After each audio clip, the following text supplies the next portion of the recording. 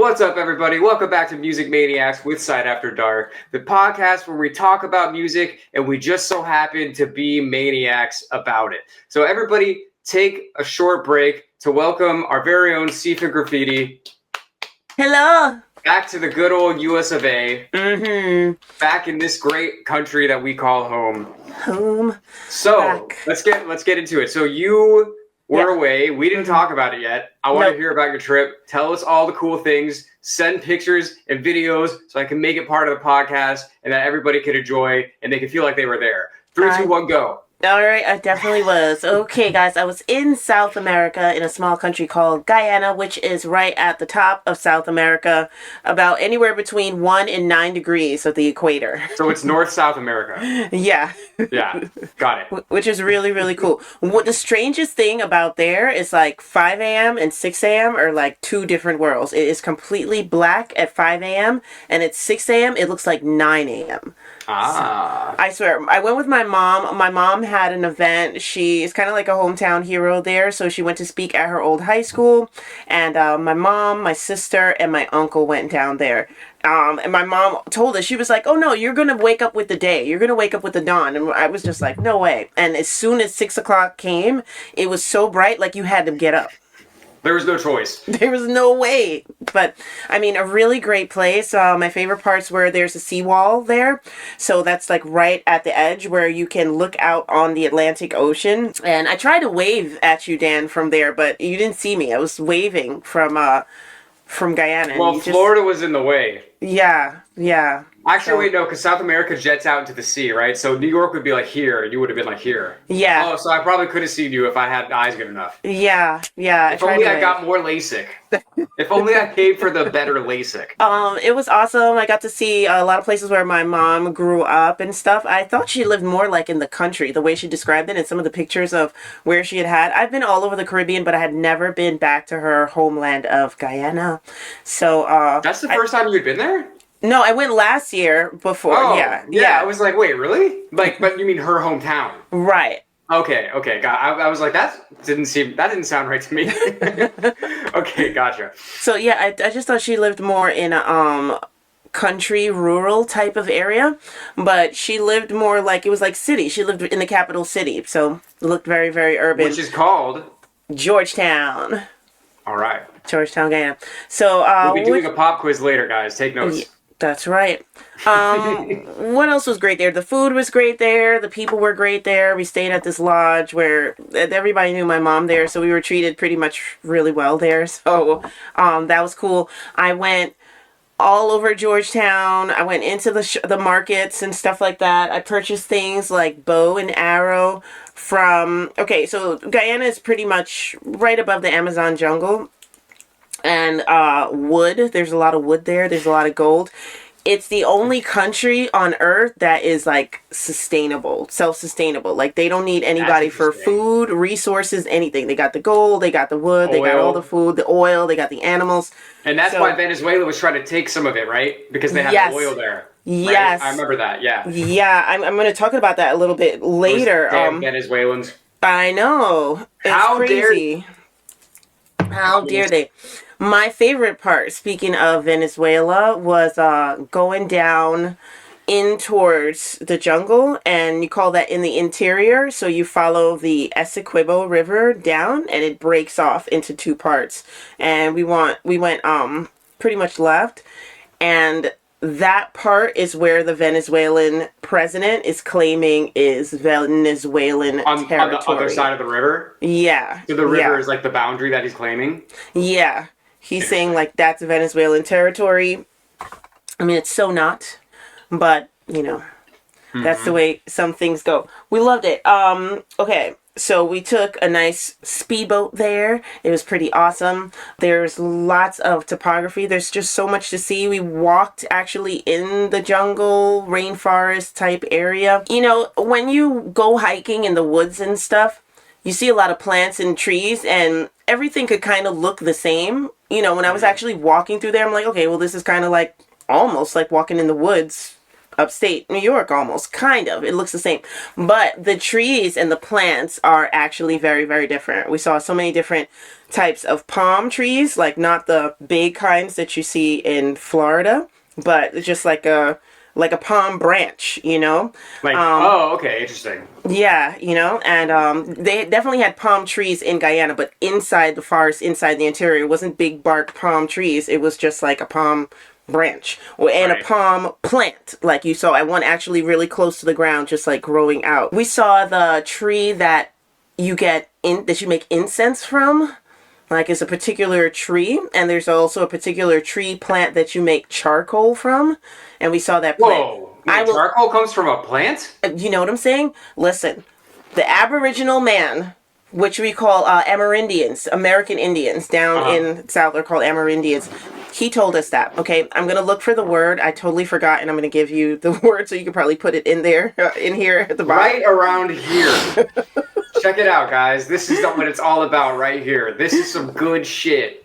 Totally forgot what it's called. But yeah, and it just looked like a regular stick, a regular bark. But the wood down there is so good. This bow and arrow is made from purple heartwood, and it gets darker as it gets older, and it actually gets stronger. And a lot of, the Brooklyn Bridge is made of concrete and wood, and they use green heartwood from Guyana, which as it stays in water, it solidifies more and more, becomes more like concrete. I've heard of that, yeah. I went on a deep dive on the Brooklyn Bridge construction once, like a few months ago. Yeah. Yeah, so I was hearing about that, yeah. Yeah, it's insane. And they actually, they check on it from time to time. And they said when they go down there, it's still fresh. It's still this fresh and new. And, driving across the Brooklyn Bridge, it doesn't feel really rickety or anything like that. No, so it does not. I feel we're okay. It feels solid. Yeah. So you said that was purple heartwood. Is that the wood that they give you when you get injured in battle? I doubt it. But it's interesting that we made a bow and arrow out of it. So maybe it does have something to do with battle. That's true. So I feel like I was asking you this a little bit, but let's say, so that bow and arrow that you have, could it stop a robber from breaking into your house?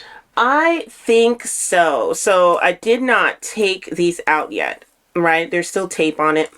I'm surprised it came through customs. But this arrow... I didn't even think about that, yeah. I know. I wrapped it in bubble wrap. It was in the under bag. I didn't bring it actually on the plane. But this arrow is kind of sharpy. So it just may pierce something. Let me see if I can get it off while I'm talking. Yeah. But it just may pierce something. Who knows? I have no idea. But wood is... really good down there. Gold, Guyanese gold is so yellow. It's insane. Okay. It's fun to say. Yeah. Guyanese gold. Guyanese gold is so yellow. That sounds like either the name of a song or like a strain of weed. Yeah, right? Yo, you guys got that Guyanese gold? Mm-hmm. Oh, that actually looks... The way that you had it, like, it looked like just like a knife. Like when it was just out of frame slightly. You know what I mean? Yeah. That's pretty sharp. Yeah, it's pretty sharp. So I think so. I definitely think it could cut something. Other things I don't try to break into Sifa's place. You'll get a hole in the heart. There's a hole in my heart. Remember that song? All right. What about head like a hole? I'd rather die than give you control. What about the music? What about the music in Guyana? How was that? Okay. This is going to be funny. Right. I don't think many people know this. So Rihanna is from Barbados. In the Caribbean, we call her Bajan. She's Bajan. Barbadian Bajan, right? Okay. That's the nickname for her. But even though she was born in Guyana, her father's family, born in Barbados, her father's family is from Guyana, right? And there's always an intermingle between Guyana and Barbados. Like my grandfather's mother came from Barbados into Guyana. Like there's always a cross. Well, it's pretty close, right? Yes, pretty close. Yeah. So, safe to say, in Guyana, they love Rihanna. Okay. So who doesn't? Am I right? True. So we get out the airport, arriving day, Saturday, and there's construction. You mean the Guyana International Airport? No.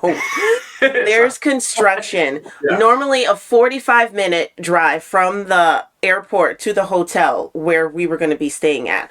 There was a lot of construction, and they were just using one main road for all traffic, pretty much one lane-ish in a way. So the trip took about 2.5 hours. Oof. And the bus driver, for 2.5 hours, played straight Rihanna. I didn't even know we had that. I didn't know we had 2.5 hours of Rihanna. I mean, she's put out like 8 albums now. She has. I would think that's at least 2.5 hours. Holy moly. I heard everything, okay? So you're sick of her now. I mean, wow. Okay, got it. I understood. Lots and lots of Rihanna. Okay, that was crazy. Lots of Rihanna, but as far as like just being around in the town, like, did you like see any live music? Were there any like street musicians, like that kind of thing? Like, what was that like? I didn't go to see live music, but hanging out Sunday nights at the seawall is always a big thing in Guyana. So it's pretty much like, going down to the shore or, any place that's kind of lively on the weekend, right? You do it right before you got to go to work. So the music that was playing, we had like some soca jams, some more like reggae jams, but there's a lot of American music playing down there. A lot, like big influence American style. I heard a great even amount of American and Caribbean music. Probably sometimes a little bit more American music than I thought I would hear. When you say American music, like what kind of American music? American popular music, like whatever we have on the Spotify playlist. Like if you work at like Dunkin' Donuts or something like that, whatever is going to go on the radio is playing in Guyana top too. 40. Yes, yeah. Gotcha, I'm a sucker for you. Oh, okay. Yeah, that and then all the old ones, okay? Like Celine from Titanic. I mean, Caribbean people cannot let that one go. Well, she's Canadian, okay, so we don't claim her. North American. All right, so let me just say that right now, okay? Yeah. There's certain songs. She is the heart and soul of Canada to this day. Believe me. Oh my goodness. Whitney Houston, Bodyguard. Like there's certain songs that they will just not let go from the time they came out and they're still playing now. Well, certain songs shouldn't be let go. Yeah. What used to drive me kind of crazy, there was a younger girl, she must have been like 17, 18, and working at the place. And every time we would come down for breakfast, it would be peaceful and quiet. You would just hear the road, you would just hear the birds and stuff. And as soon as we sat down, she would turn on the music, and it would be like American Spotify. And I'd be like, why the hell does she wait for us to come down? Like maybe because we were the Americans there. Yeah, she must have known, right? She felt like maybe we would like it, maybe we would rather that. I want them to feel at home. Like, shut that shit off, please. It's 7 in the morning. I'm trying to just waking up. I'm only down here because breakfast is from a certain hour. I don't necessarily want to get up and come at the table. I'm not trying to have a dance party. Right, at 7 a.m. And then they wouldn't allow you to take your breakfast back up like normal hotels do. You know that deal, right? You go to the hotel, breakfast is from 6 to 10. You're like, let's get up early, let's go get the breakfast, bring it upstairs and go to sleep. No, they'll charge you an extra fee. So you literally had to sit down there and eat it, They'll charge you an extra fee for going to your room? For taking the food up to your room. And I was like, fee. Yeah. I was like, maybe it's like a cleaning issue. Maybe it's like a kitchen housekeeping issue. Because you order room service. No. Yeah, we ordered room service. That's a scam is what that is. I'll tell you what it's called. Well, there's an extra fee, like, damn. Really. So, there's also a fee for breathing in the main lobby. But if you would like to breathe only in your room, it's free of charge. I don't know why that was the accent that I did. But I liked it. Okay, it works, I guess. I like the running water, which is insane. I mean, I guess we got like the Amazon right underneath us. I don't know. The filtration system is stellar. Yeah, I mean, in Jamaica, I was kind of like, ooh. Even when I go to Virginia, I'm like, I don't know if I want to drink the water here. But don't get me started on Florida. Right. You don't drink that.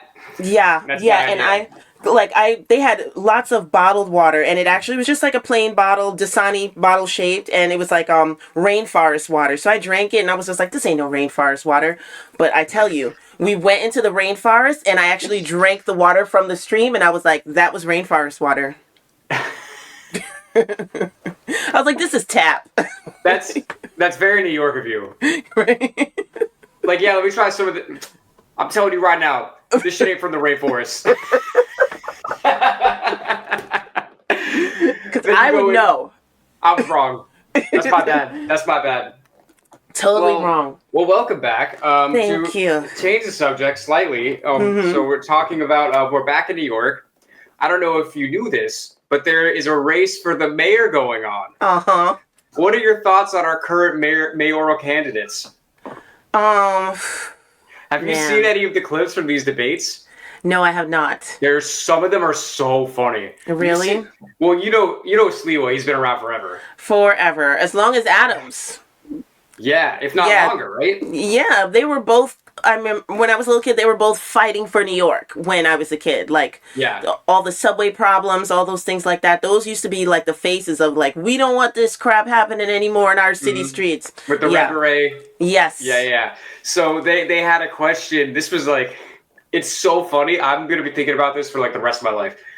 They were like asking the candidates, so if you need to get somewhere fast and you don't want to take the subway, how do you get around? And Cuomo's like, I'll take a taxi or an Uber. And Zoran's like, I'll take a taxi or an Uber. And Slee was like, well, everybody knows that back in 1992, I was shot in the back of a yellow cab by the Gaudis and the Gambinos. So I don't take taxis anymore. And everybody's like, okay. And he just had his energy like the entire time. I hope I would want to see this guy everywhere. He's hilarious. His energy the entire time is just like your grandpa telling you stories about like back in the day. Yeah. And it's just the funniest shit.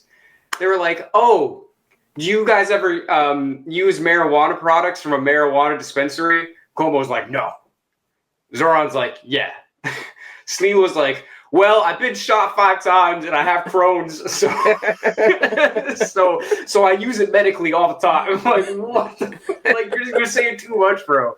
Yes. No roundabouts. God, it's so funny.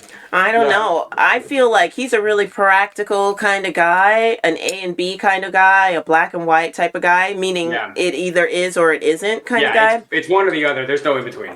Yeah, and I just feel like certain amounts of paperwork would just have him be like, this is for the birds. I'm not reading this. Like, you know, something formal coming from new the tax government. Incentives.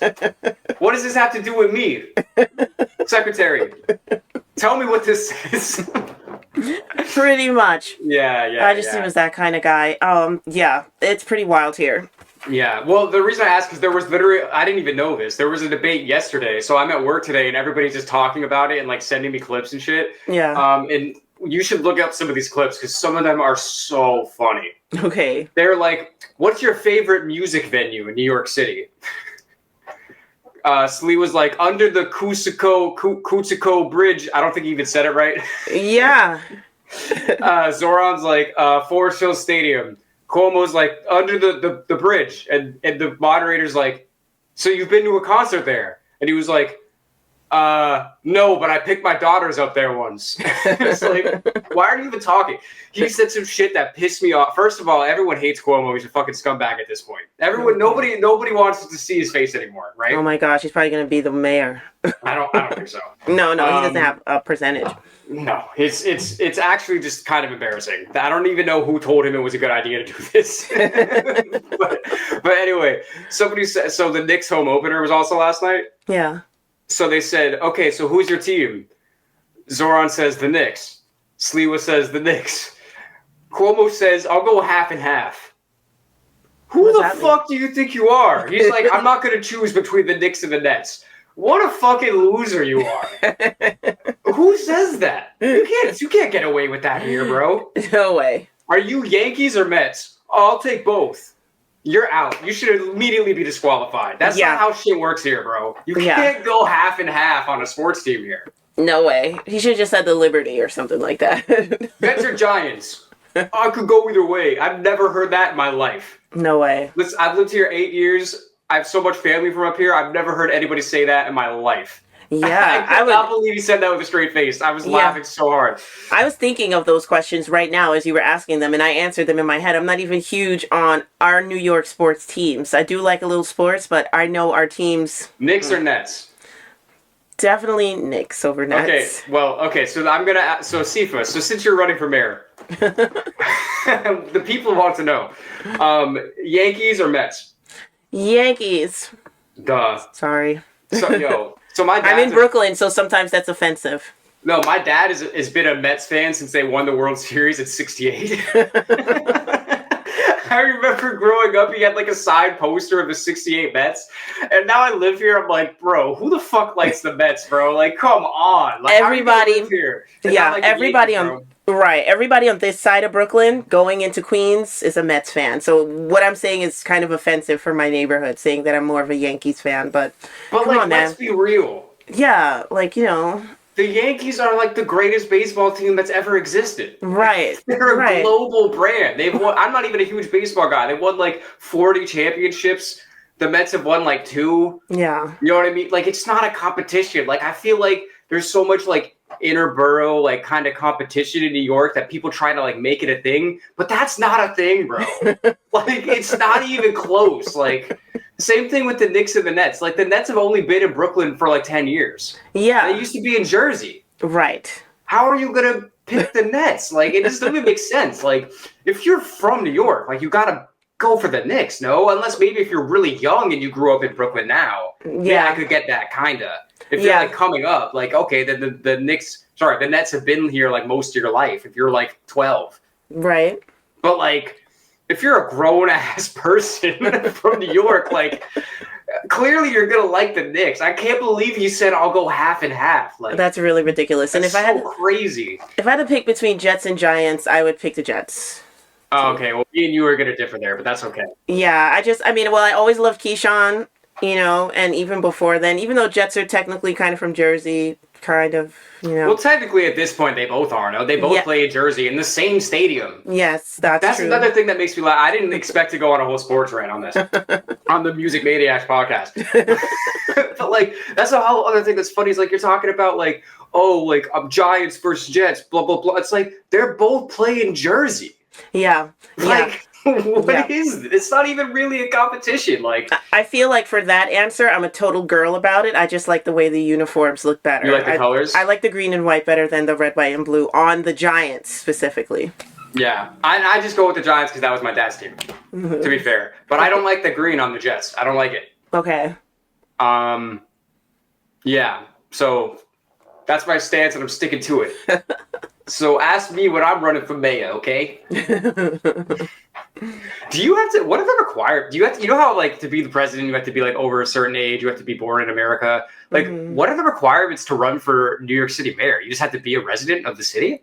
You have to be a resident of the city. I used to think that you had to do something with the city, at least be a councilman or something like that. But I guess I'm being proven wrong. I mean, even like Mayor Adams, I'm saying, he was there from the bottom. Like, I remember he was a police officer, and then he was in a group called, when there was a lot of racial tension in the city, he was in 100 Blacks in Law Enforcement. He was in that.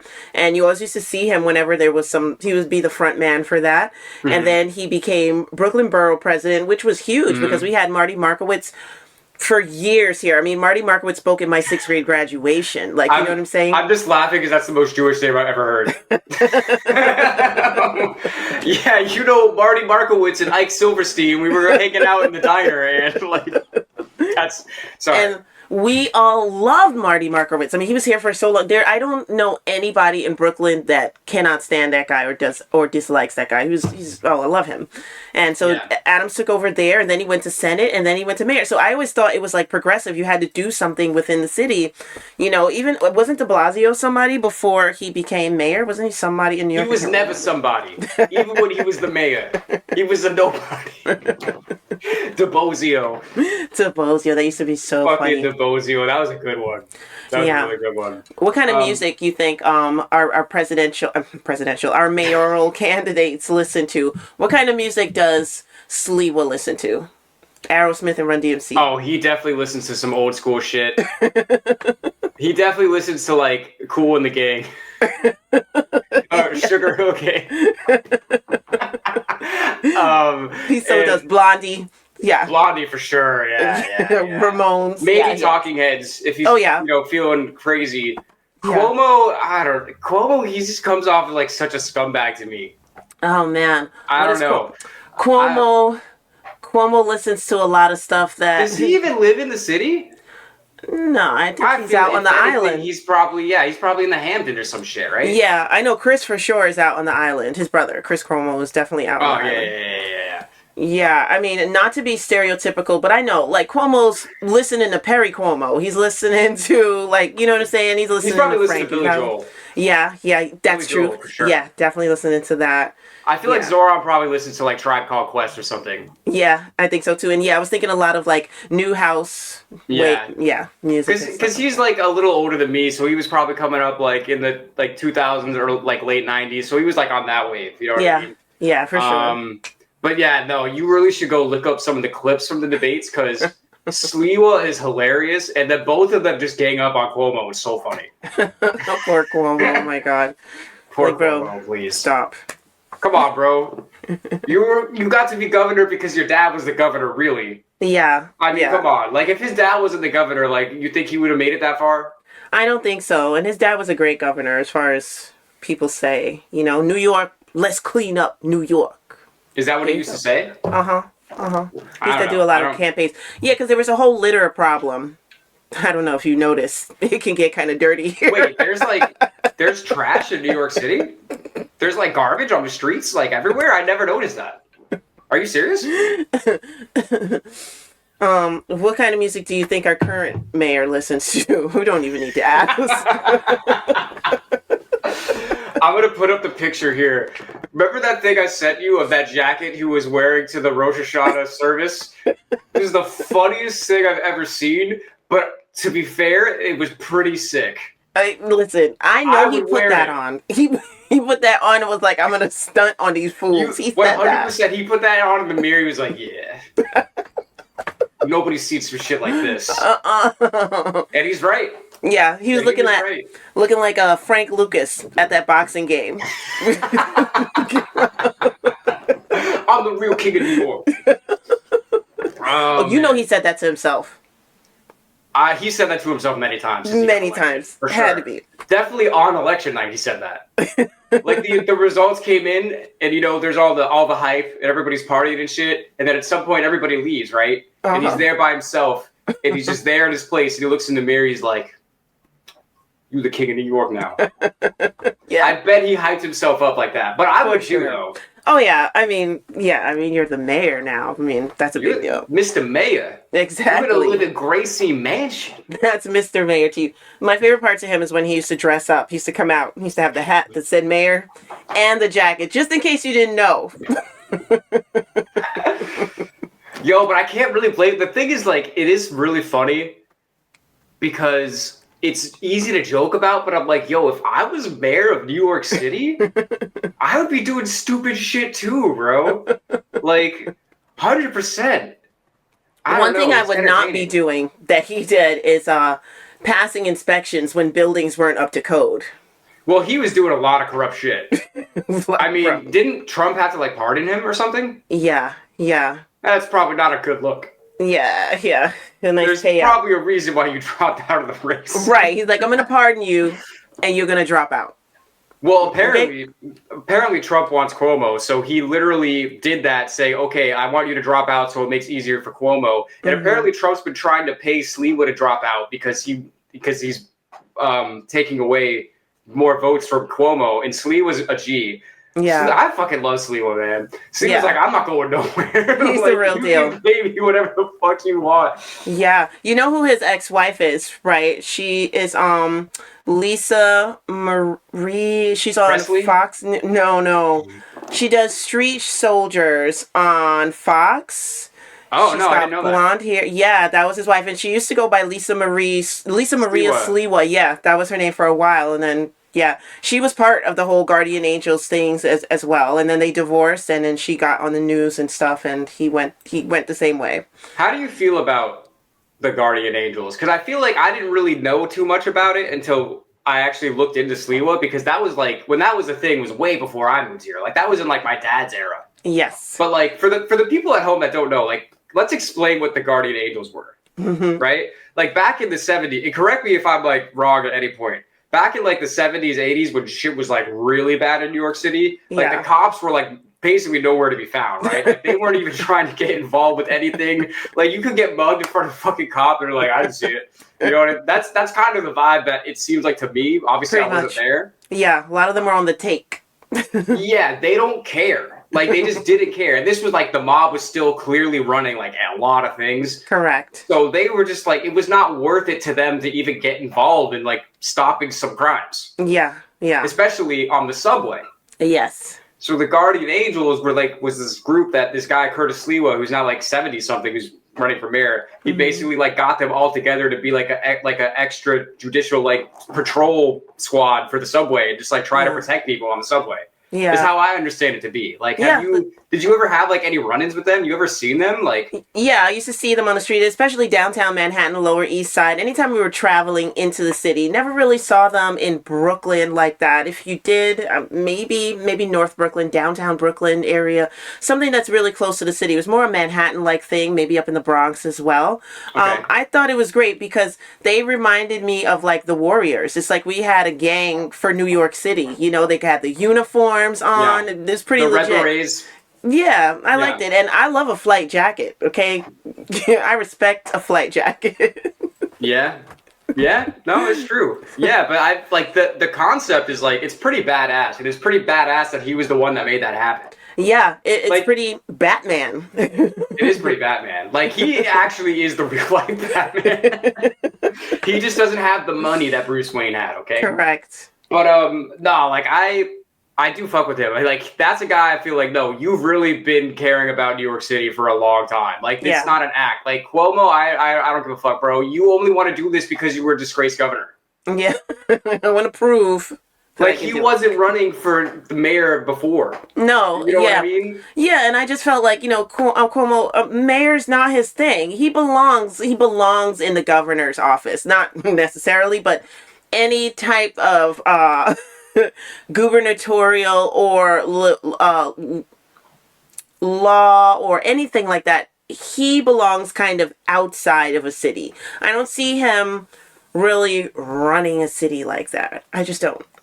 Yeah, because to run New York City, like, you got to be pretty hands-on, I feel like, right? Yeah, and he's not wanting to do that. Shit. There's just so much, there's so many aspects, there's so many things to deal with between the subways and the property taxes and the construction and the trash. Like, there's just so much. It's such a condensed area. Like, you got to be, like, really on it. Yeah. He never seemed to me to be that guy. No, you know, and even though he doesn't necessarily act like a private school kid, I know he went to the best schools. I mean, his father probably did everything for him, which he should have. You know what I'm saying? Yeah. If I were governor or mayor, my kids are going to the best schools as well. But if I think of all the mayors before, they had some kind of grit to them. Like, let's say, like Bloomberg. Like, that was a businessman. So he kind of saw New York City as a business. So he knew who to move here, there, everywhere. He saw it as like a chessboard. Like, he's like... Right. Like, he came up in this environment. He knows the players. He knows the game. Yeah. Yeah, and 100%. Like, Dinkins was in the Navy. You know what I'm saying? So we're talking about somebody who actually had to peel some potatoes or something like that. 100 potatoes or whatever. Some grit. There's a little bit of grit to them. And all the mayors before. But, like, Cuomo, I just feel like... Even he himself would be like, I don't want to deal with this. Like, I don't want to live in the city 24/7. Like, he would get annoyed. I gotta live in this mansion on the upper east side. Come on. Go, these horns. Oh, these sirens. It's like, so I feel loud all the time. Well, that's the thing I think is interesting. Like, just, and obviously, like, you know, I mean, I've lived here for a while now, but I didn't grow up here. Although a lot of my family's from here, and it's like there's always like New York isn't like as gritty as it used to be, but there's still a certain level of grit just being here. And like, it's known for that. And like, the mayor has to represent that in a certain way. Yeah. You know what I mean? And like I always wanted to see, like, if I'm looking at the mayor, I want to look at the mayor and be like, yeah, this is a person that grew up here and like knows how this shit goes. And I look at Cuomo, I'm like, bro, like, you definitely were always kind of removed from what this actually is. Right. Which I think is what you were kind of saying. Yeah. Yeah, you know? Yeah, I know private school kids who went to school here in New York City who come from affluence that could still probably do a better job than that because they're like here all the time, you know? Right. Yeah, it's just fun. It's just funny. I don't know. I love New York, man. I know New York gets a bad rap, but I still love the city. I love New Yorkers. It's just it's like, it's not even a real place sometimes. Some of the funny shit that you see. It's the craziest place. Like, yeah, it is. It's really like the Wild West of the modern times. You know what I mean? Because you really don't know to this day when you walk out your door, you don't know what the fuck you're gonna see. No. I remember when we moved up to Rockland, we lived close to the Palisades Parkway. So from our backyard, well, whatever. Like, you know, when you drive on a parkway on the highway, you can see homes off in the distance. Okay, Like on let's the say, cliffs? yeah. So let's say we lived in one of those homes. And so when I got to school and started to know the kids and stuff, they would ask me where I was from, whatever. And they'd be like, well, where do you live now? Because these kids knew all of Rockland, you know. So I'd be like, oh, I live so-and-so. You live there? How can you sleep with those cars passing at night? And I would be like, what are you talking about? You're like, you know, I was in Brooklyn before that, right? That's funny. Yeah, and that's not even that far outside of the city. No. That's actually really crazy. Yeah, yeah. It's such its own world down here. When we were getting ready to move to Rockland, I literally asked, and this is a real question, do they get Hot 97 up there? Do they? Do you think the radio waves can make it over the river or no? Turns out they can. That's good. That's good. I'm glad. Yeah. We didn't get Hot 97 in Florida. No. I'll tell you that. Oh, that's really funny. All right. Is there anything else that we should go over before we end the pod? This has been a good time. Yeah, it's been really cool. No, I don't have anything else to say. If we were going to go longer, I was going to find some way to segue Hot 97 into another music topic, but no. Oh, I actually do have another music topic. I don't know if you saw this. So this has been a long time coming, but MTV is officially ending all music programming. I did see that. What? Anyway. It's funny because both of us just have the same reaction. I'm like, you had music programming still? When? I'm like literally thinking like, when was the last time anybody watched music videos on MTV? Like, no, man. I was watching MTV. I knew it was over when I stopped watching The Challenge. I was watching The Challenge on MTV up until about at least 2015, 2016. Yeah. And then I was just like, okay, I've had enough. Yeah, I mean, I feel like we definitely caught like the end of it. Mm-hmm. Like I remember when I was like, even when I was like first starting high school, I remember waking up early in the morning and they'd still be showing music videos. Like I remember that was the first time I ever saw Kid Cudi was on like 6 a.m. day and night video on MTV, and I was like, oh wow, this is awesome. Mm-hmm. But even then, like it really wasn't known for music. I was like, oh, like if I'm watching MTV, like I'm gonna watch like Jersey Shore or something. Yep. You know what I mean? Agreed. So when I've been seeing these like articles about how like, oh, MTV is dropping music programming, and I'm just like, that didn't happen already? Right. That didn't happen years ago? But it's like, it's so interesting because it's like, that's officially the end of an era. Yeah. Yeah. You know? Like there was a point where it was like, oh, like, you know, video killed the radio star. Mm-hmm. And now it's like, there's no video stars, man. No. Like any video star is on YouTube. Yeah. It has nothing to do with your corporation. And I think this is a whole other subject, but I think a lot of people are not happy about that. Yeah, I think so too. You know, you can't, people love a monopoly. Bigwigs love a monopoly. And when you can't like control everybody, it's like, what do you do? Whoever is in control of YouTube, I know the music programming channels are just like, we hate you. Yeah. Yeah, but I mean, like, I don't know. I just think it's crazy that it took them this long to actually officially do it. Yeah, that had to have been set in stone. They had to have set that years ago. Like, okay, we're gonna end this 25 years into the new century, the new millennium. I feel like it. Like, I didn't even think about that. We'll go another quarter century. No big deal. Mm-hmm.